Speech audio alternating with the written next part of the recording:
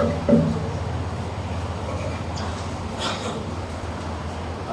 لله رب العالمين والعاقبة للمتقين والصلاة والسلام على رسوله سيد المرسلين وعلى آله وصحبه أجمعين أما بعد أعوذ بالله من الشيطان الرجيم بسم الله الرحمن الرحيم واذكر في كتاب مريم إذ انتبذت من أهلها مكانا شرقيا فاتخذت من دونهم حجابا فأرسلنا إليها روحنا فتمثل لها بشرا سويا آمنت بالله صدق الله مولانا العظيم وبلغنا رسوله النبي الأمين الكريم ونحن على ذلك من الشاهدين والشاكرين والحمد لله رب العالمين.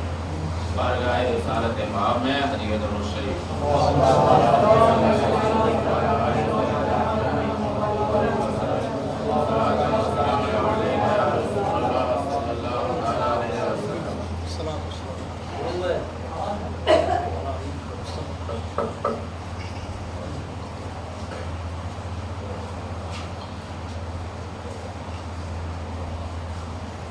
یاد کرو کتاب میں حضرت مریم علیہ السلام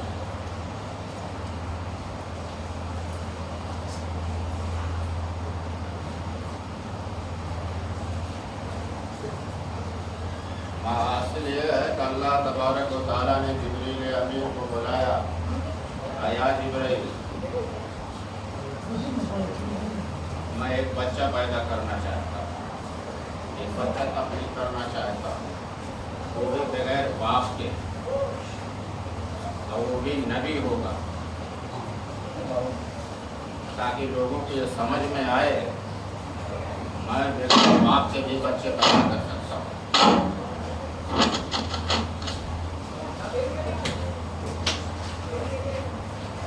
جبریل امین نے کہا یا الہ العالمین میرے لیے کیا حکم ہے؟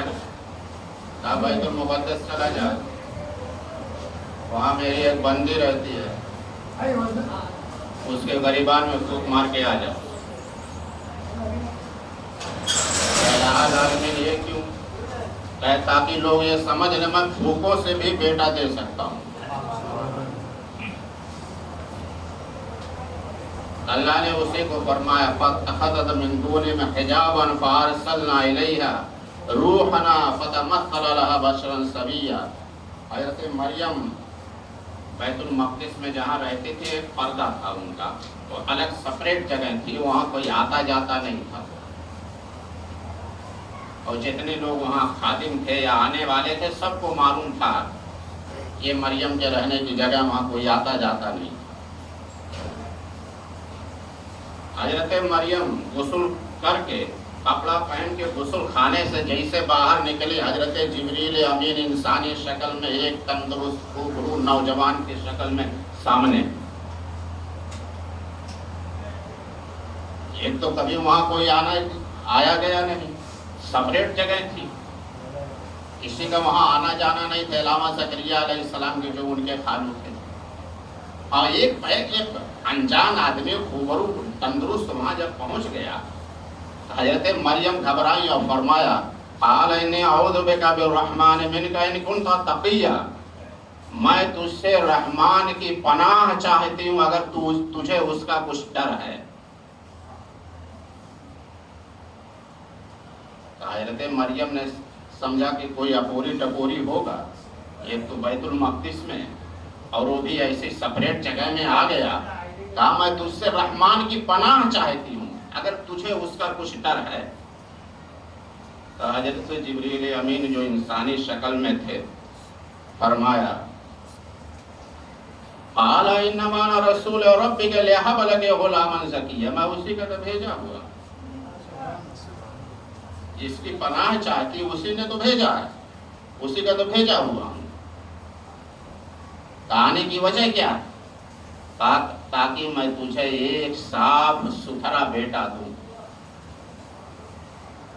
انہوں نے کہا ولم یمسسنی، مجھے کیسے بیٹا ہوگا؟ میرا تو نکاح نہیں ہوا، شادی نہیں ہوئی، کسی مرد نے ہاتھ نہیں لگایا، مجھے ہوگا کیسے؟ کہ اللہ کے لیے آسان، یہ فیصلہ ہو چکا ہے، اس میں تبدیلی نہیں ہوگی، یہ فیصلہ ہو چکا ہے۔ حضرت جبریل امین نے ان کے گریبان میں یا آستین میں پھونک مارا اور چلتے بنے، اور ادھر پھونک مارا اور ادھر مریم علیہ السلام کو حمل جیسا بوجھ محسوس ہوا کہ حمل ہو گیا، اور وہ ایک پریشانی کے عالم میں، اور پہلا معاملہ کبھی اس تجربے سے گزری بھی نہیں، اور انسانی آبادی میں وہ تھی بھی نہیں کہ لوگوں کو سن کر کے کچھ ماحول ان کو معلوم ہو۔ پیدا ہوتے ہی شروع سے بیت المقدس میں رہی، لوگوں سے اتنا سابقہ بھی ان کا نہیں تھا۔ یہ جب محسوس ہوا تو پریشانی کے عالم میں لوگوں کے ڈر سے، خوف سے، کہ طعنے زنی سے کہ لوگ کیا کہیں گے، بیت المقدس میں رہ کر کے یہ کام ہو گیا، یہ تو میں جانتی ہوں، اللہ جانتا ہے، باقی لوگوں کو تو پتہ نہیں ہے، اور دنیا میں پہلا واقعہ ہے یہ، اس کے پہلے تو کبھی کچھ نہیں ایسا ہوا نہیں۔ جب یہ انہیں محسوس ہوا تو وہاں سے وہ گھبرا کر کے پریشانی کے عالم میں نکلی۔ اللہ فرماتا فحملت فانتبذت بمکانا قصیا فجاء نخلت، وہ ایک وہاں سے بیت المقدس سے نکلی اور ایک جنگل کی طرف، ویرانے کی طرف چلی گئی۔ جنگل تھا، ویرانہ تھا، یہ کھجور کا درخت تھا، اوپر سے کٹا ہوا تھا آدھا، خالی تنا اس کا آدھا کھڑا ہوا تھا، وہاں ٹیک لگا کے بیٹھ گئی۔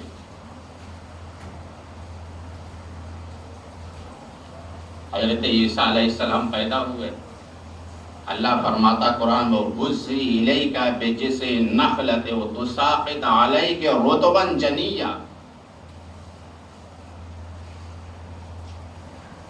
مریم پریشان نہ ہو، یہ درخت کو ہلا، اوپر سے آدھا کٹا ہوا ہے، صرف تنا ہے اس کا، کہا اسے ہلاؤ، تازہ پکی کھجوریں گریں گی اوپر۔ یہ مریم علیہ السلام کی کرامت ہے اللہ کی دی ہوئی۔ کہا فنادھا من تحتھا اللہ تحزنی قد جعل ربک تحتک سریا، ہم نے نیچے سے انہیں پکارا کہ مریم پریشان نہ ہو، اللہ نے نہر جاری کر دی۔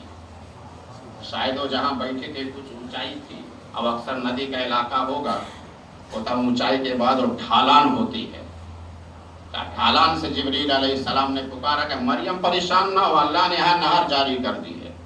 جو اس وقت سب سے ضرورت تھی پانی کی، یہاں کے ہاتھ پیر دھو، کھجوریں تازی پکی کھاؤ، پانی پیو، اپنے فکلی واشربی وقرری عینا، تم کھاؤ پیو، اپنی آنکھیں ٹھنڈی رکھو، پریشان نہ ہو۔ جو اللہ خشک زمین سے نہر جاری کر سکتا ہے، ارد کٹے پیڑ سے تازہ پکی کھجوریں دے سکتا ہے، تمہیں طعنے زنی سے بھی بچا سکتا ہے، پریشان نہ ہو۔ تازہ پکی کھجوریں کھاؤ، ٹھنڈا پانی پیو، اپنے بیٹے کو دیکھو، آنکھیں ٹھنڈی رکھو، غم نہ اٹھا، پریشان نہ ہو۔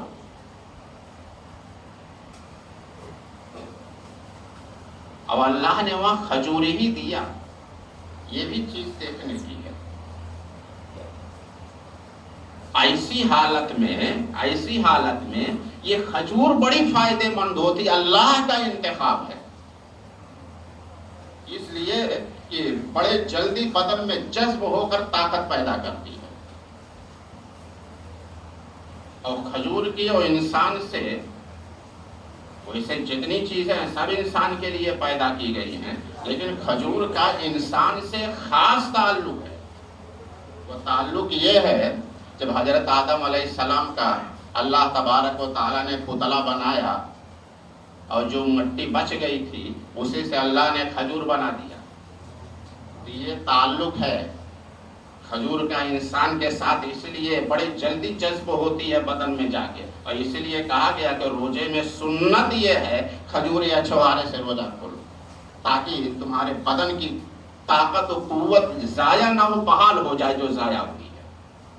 یہ اور بات ہے کہ ہم وہ سنت سمجھ کر کے بالکل تبرک کی طرح اس کو استعمال کرتے ہیں، باقی چیزوں پہ ٹوٹ پڑتے ہیں، جبکہ یہ سنت کی ٹوٹ پڑنا اسی پہ چاہیے، اس کو ہم تبرک کے طور پہ استعمال کرتے ہیں۔ ہمارے دوسرے بھائی بھی ثواب کے لیے کہ سنت ہے اس کو ثواب ملے گا، جو مارکیٹ میں سب سے گھٹیا چیز کھجور ہوتی وہ لا کے لوگوں کو سنت پہ عمل کرانے کے لیے چھوڑ دیتے ہیں، اس کو کھاؤ، سنت ادا کرو، ہم کو ثواب پہنچا۔ ارے سنت کی تو اچھی چیز لاتے خالی اسی میں نہیں ہے، ہر چیز میں ہے۔ ہم جو بھی ثواب پہنچانے کے لیے کام کرتے ہیں مارکیٹ کے سب سے گھٹیا چیز لے کر کے آتے ہیں۔ ابا مر گئے، ان کو قبر میں ثواب پہنچانا، قبر میں آرام پہنچانا، ایک مصلی خریدنا۔ کون سا مصلی؟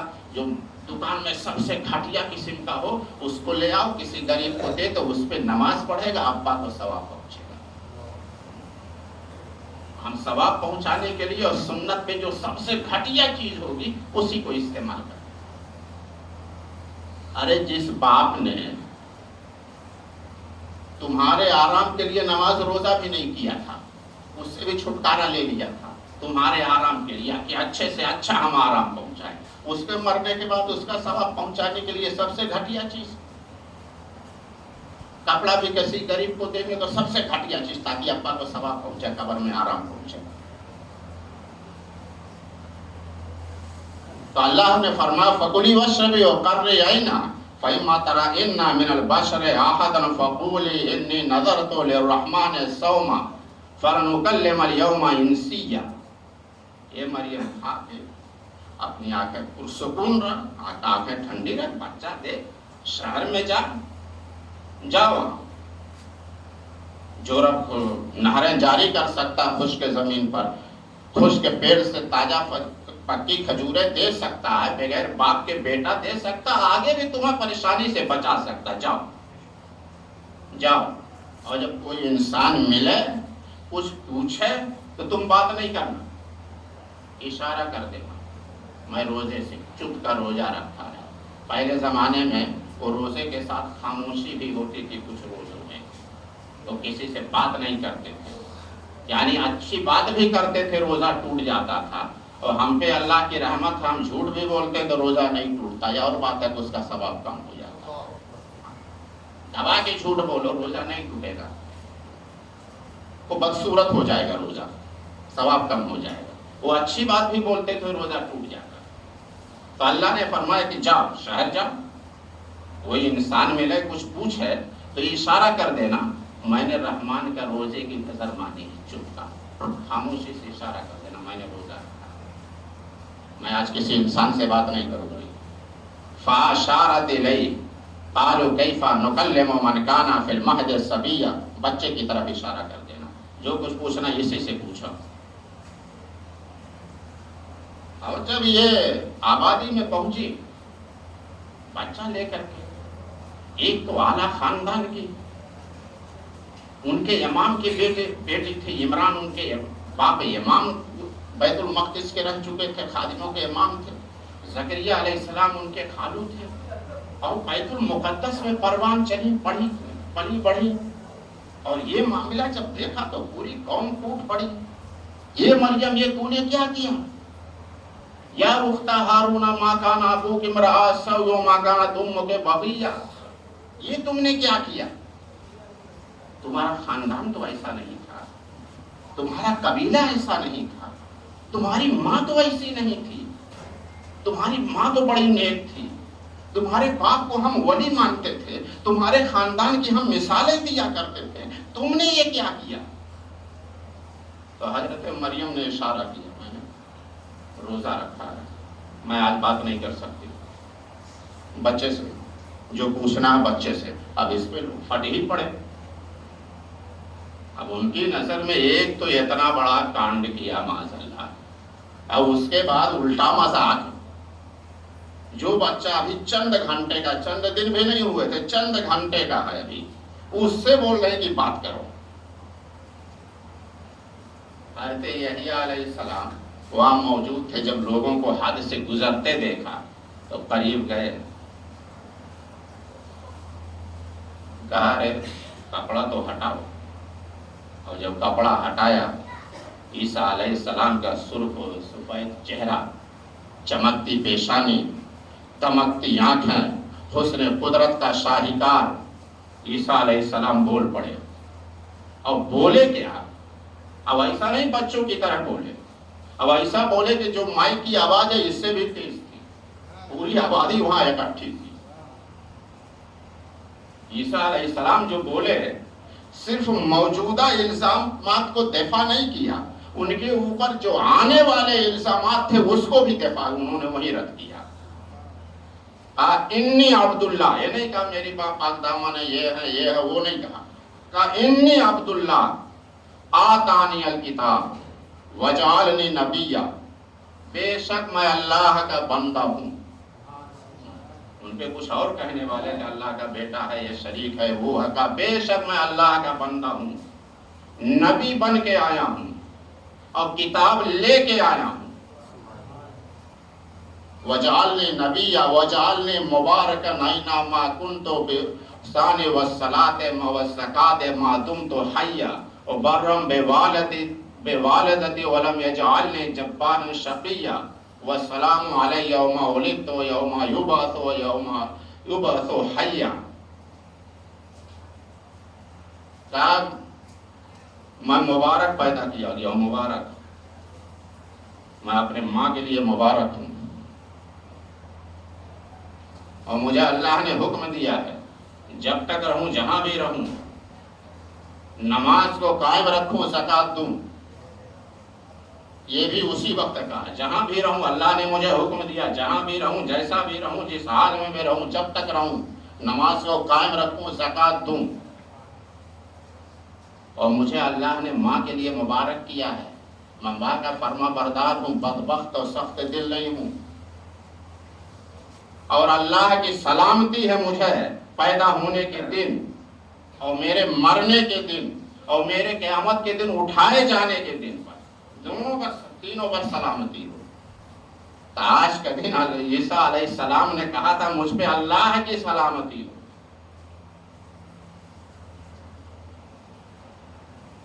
عیسیٰ علیہ السلام آئے، لوگوں کو تبلیغ کیا، بعد میں 33 سال کی عمر میں وہ آسمان پہ اٹھا لیے گئے. وہ آسمان پہ اٹھائے گئے. ایک چیز شارٹ کٹ میں سمجھ لے، اللہ تبارک و تعالی کسی رسول کی توہین برداشت نہیں کرتا، اور رسول کو کسی نے قتل نہیں کیا. انبیاء قتل ہوئے ہیں، نبی قتل ہوئے ہیں، لیکن جب رسول کی توہین ہوگی تو قوم تباہ ہو جاتی ہے. نوح علیہ السلام رسول تھے، مخالفت ہوئی، پوری قوم غرق ہو گئی. ہود علیہ السلام کے سامنے ان کی پوری قومیں آگ تباہ ہو گئی. صالح علیہ السلام کے سامنے ان کی پوری قوم سمود تباہ ہو گئی. جب رسول کی مخالفت ہوگی اللہ بردت کو پوری قوم کو تباہ کر دیتا ہے، ان کا نام و نشان مٹا دیتا ہے. نبی کی مخالفت تھوڑے دیر کے لیے برداشت ہو جاتی ہے، اور رسول کو کبھی کسی نے قتل نہیں کر سکا، نبی قتل ہوئے ہیں. تو عیسیٰ علیہ السلام قوم بنی اسرائیل میں سب سے پہلے موسیٰ علیہ السلام رسول تھے، اور ہارون علیہ السلام موسیٰ علیہ السلام، موسیٰ رسول تھے، ہارون نبی تھے. اور یہ 1400 سال کے بعد عیسیٰ علیہ السلام ہوئے رسول. اور یحییٰ علیہ السلام تھے، دو شروع میں تھے، دو آخر میں تھے. یحییٰ علیہ السلام نبی تھے، حضرت عیسیٰ رسول تھے. وَقَوْلِهِمْ إِنَّا قَتَلْنَا الْمَسِيحَ عِيسَى ابْنَ مَرْيَمَ رَسُولَ اللَّهِ وَمَا قَتَلُوهُ وَمَا صَلَبُوهُ وَلَكِنْ شُبِّهَ لَهُمْ. جب انہیں قتل کرنا چاہا، لوگوں نے مخالفت کی، قتل کرنا چاہا، تو جو غداری کیا تھا وہی عیسیٰ علیہ السلام کی شکل کے ہو گیا. اسی کو لوگوں نے سولی چڑھا دیا. 4 فرشتے اتر گئے، جس باغ میں جس مکان میں تھے، چھت کو شک ہوئی، 4 فرشتوں نے عیسیٰ علیہ السلام کو اٹھایا، آسمان پہ لے کے چلے گئے. اس لیے رسول کبھی قتل نہیں ہو سکتا. رسول کی مخالفت قوم اللہ تبارک و تعالیٰ برباد کر دیتا ہے. اور نماز میں پڑھتے ہیں نا ہر رکعت میں غیر المغضوب علیہم ولا الضالین، غیر مغضوب و ضالین ہے کون؟ یہ رسول کی مخالفت کرنے والے لوگ ہیں. انہوں سے کہا کہ اللہ کی پناہ چاہو رسول کی مخالفت کرنے والوں سے. ایسے لوگوں کو اللہ تباہ و برباد کر ان کا نام و نشان مٹا دیتا. یہ جو دعا ہر نماز میں کرتے ہیں، یا اللہ ہم انعام والوں کے راستے پر چلاؤ، مغضوب علیہم سے ہم تیری پناہ مانگتے ہیں، یہ مغضوب علیہم وہی لوگ ہیں اللہ کا غضب ہوا جو رسول کی مخالفت کیے، وہ تباہ و برباد ہو جاتی ہے. تو ہم لوگ رسول کی کتنا مخالفت کرتے ہیں. کھلے عام تو نہیں کرتے، کھلے عام کرتے تو تباہ ہو جاتے. کھلے عام تو نہیں کرتے، لیکن وہ چور چوری سے گیا، ہیرا پھیری سے نہیں گیا، وہ گھما کر کے کوئی مسئلہ آیا ضروری نہیں ہے، سنت ہے. ارے رسول کی سنت ہے، سنت ہی تو ہے، سنت ہے. تمہارا لہجہ ایسا بتا رہا کہ یہ بس بہت چھوٹی چیز ہے. سنت ہے، سنت ہی میں برکت ہے، اور سنت کی مخالفت ہے، سنت کا ترک ہے، یہ بربادی ہے. اب مثال کے طور پر ایک چیز سمجھ لو، سنت میں کتنی برکت ہے.